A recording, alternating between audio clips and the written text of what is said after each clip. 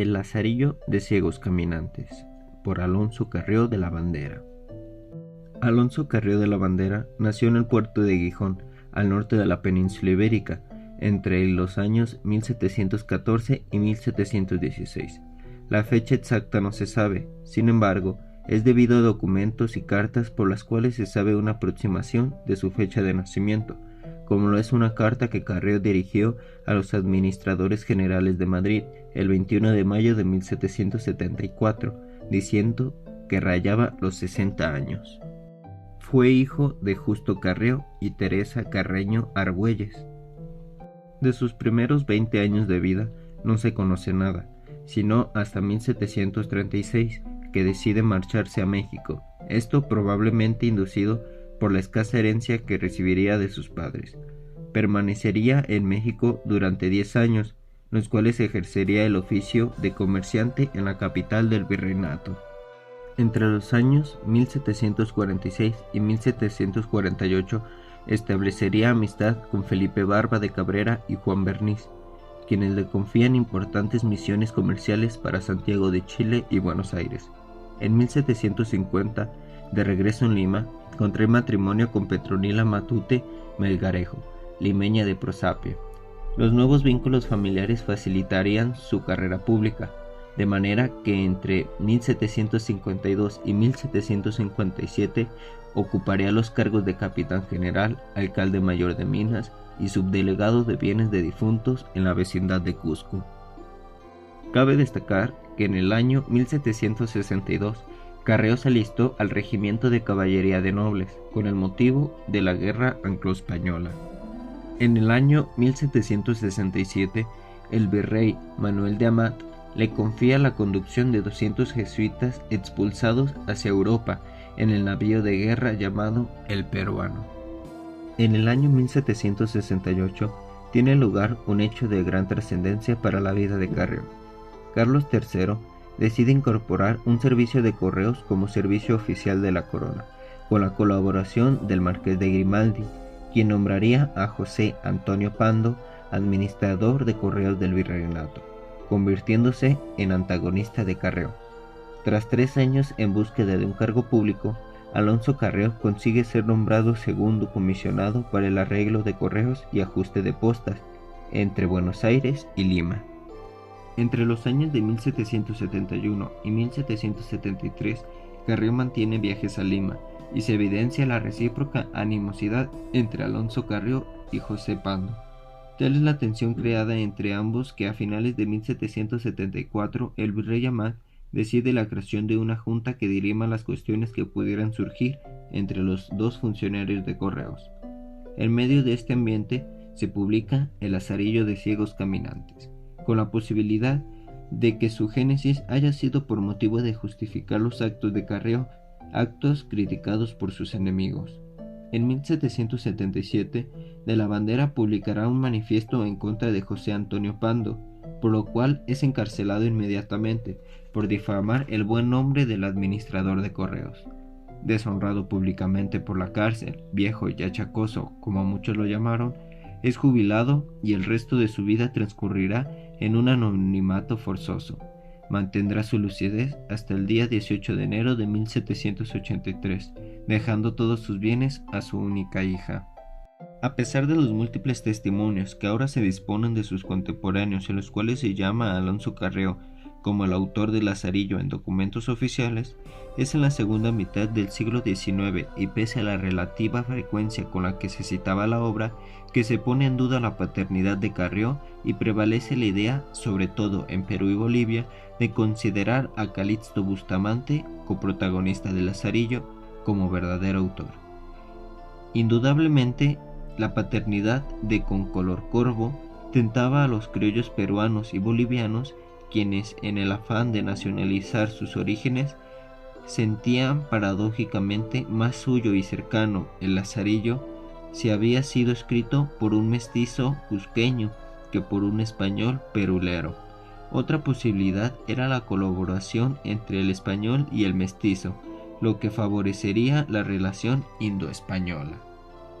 Desde el primer momento en que se indagó sobre el autor, en 1948, Vargas Ugarte publicó un artículo clave para esclarecer definitivamente el misterio. Lamentablemente, la limitada difusión que tuvo también limitó su conocimiento.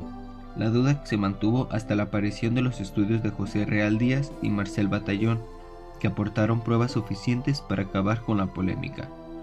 Real Díaz aportó los documentos encontrados en el Archivo General de Indias y Marcel Batallón con sus reflexiones sobre la actitud colonialista del autor de Lazarillo.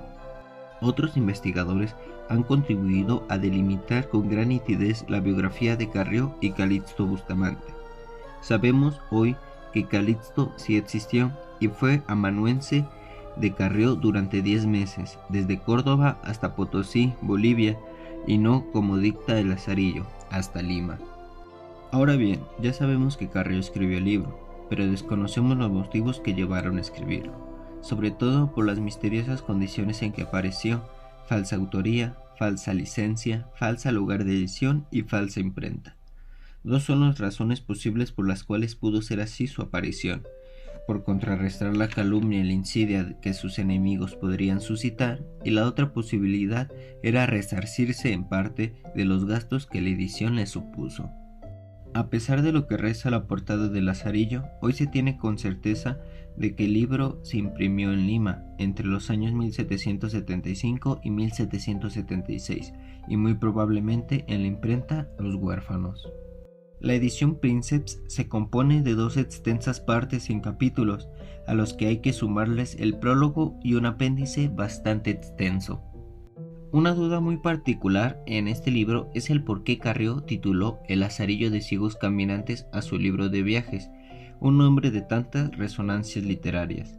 Y es que existía una abundante producción de libros de viaje americanos, usualmente con títulos asépticos que no ofrecen fantasías literarias.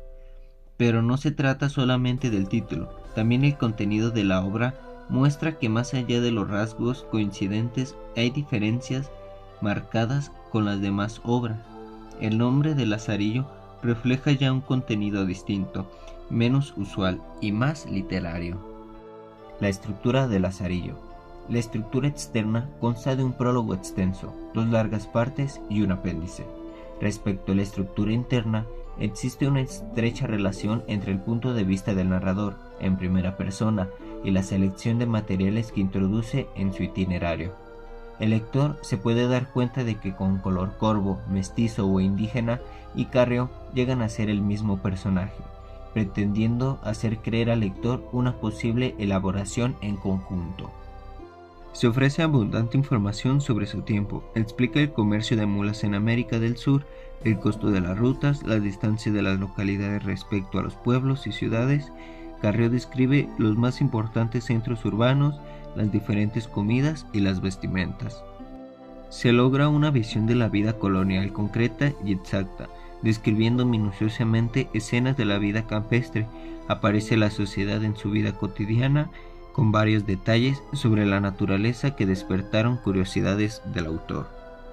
La sociedad americana reflejada.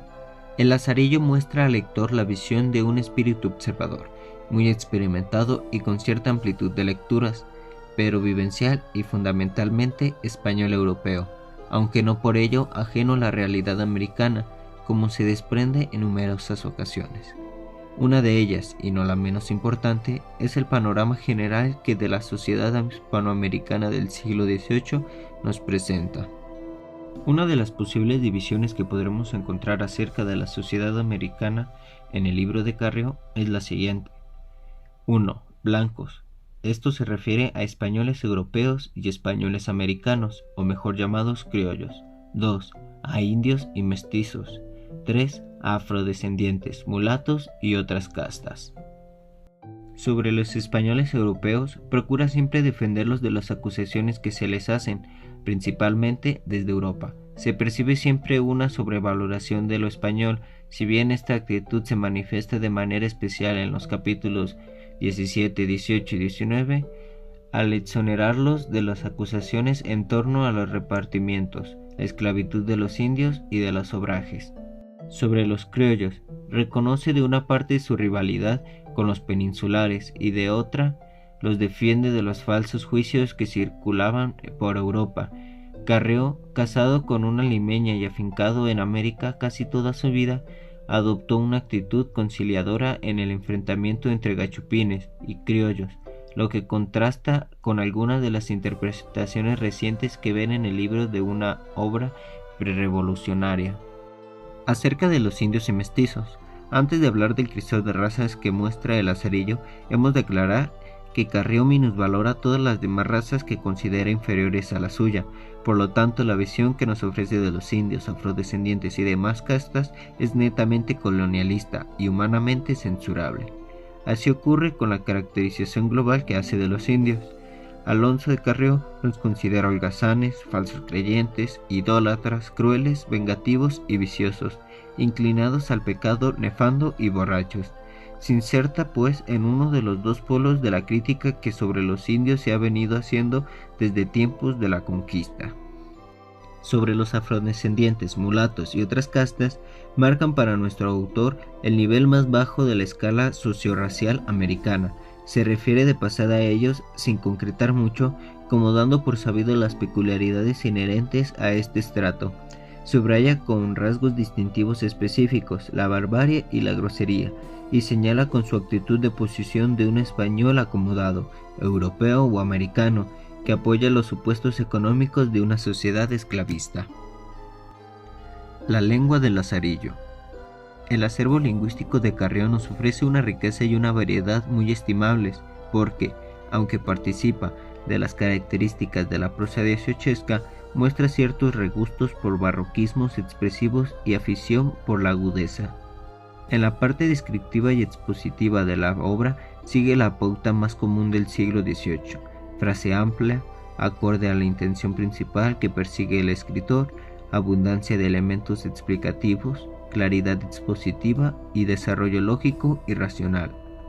Un breve resumen de la lengua del gijonés nos ofrece los siguientes resultados: popularismos derivados de la libertad de expresión propia de un libro de viajes, utilización de un vocabulario técnico directamente relacionado con la importancia que en la obra tiene el comercio, la industria o la sociedad, la afición por el uso de frases latinas que muchas veces corresponden a citas clásicas y otras son frases circunstanciales, la aparición de vocablos de lenguas europeas. Son motivos literarios no exentos de ironía. Tiene mayor peso específico en el Lazarillo los vocablos franceses, que nos indican la influencia de la lengua y las culturas francesas en la España y la América hispana del siglo XVIII. La utilización de asturianismos, ciertos vocablos que reflejan el sustrato asturiano del léxico del narrador, junto a otro rasgo lingüístico más relevante aún, la utilización indebida del leísmo, que muestra una vez más la auténtica nacionalidad del autor del Lazarillo, pues es este un rasgo inusual en el Perú y muy habitual en el norte de España. Con lo anterior expuesto, podemos concluir diciendo que la lengua de Carrió presenta una riqueza estimable y una gran libertad dentro de la norma lingüística del siglo XVIII, y nos muestra un español de América, no encerrado en nacionalismos restrictivos, con pervivencias barrocas todavía vigentes. Por último, es necesario hablar sobre el humor del Lazarillo. La obra comienza y termina con la misma frase latina, salvo por la variante lógica del tiempo verbal: canendo et ludendo refero huera y canendo et ludendo retuli huera. Y no cabe duda de que el autor cumple sobradamente con el canendo y con el ludendo, ya que entre bromas y veras introduce ingente cantidad de información al lector, en gran parte corroborada por estudios posteriores. Pero, ¿cuáles son los rasgos humorísticos del Lazarillo? Uno de ellos ya lo hemos visto, consiste en la utilización de elementos picarescos puestos en boca de Calixto Bustamante, bien sea a través del diálogo o bien bajo formas narrativas. Las más de las veces es la ironía del procedimiento frecuente de Carrió. De su prosa ágil no se salvan ni humanos, ni héroes, ni dioses de la mitología. Con remedo lingüístico y con intercalación de anécdotas, chistes y refranes en las descripciones detalladas, matiza las noticias que transmite al lector, consigue efectos críticos o meramente festivos y subraya su deseo de variedad.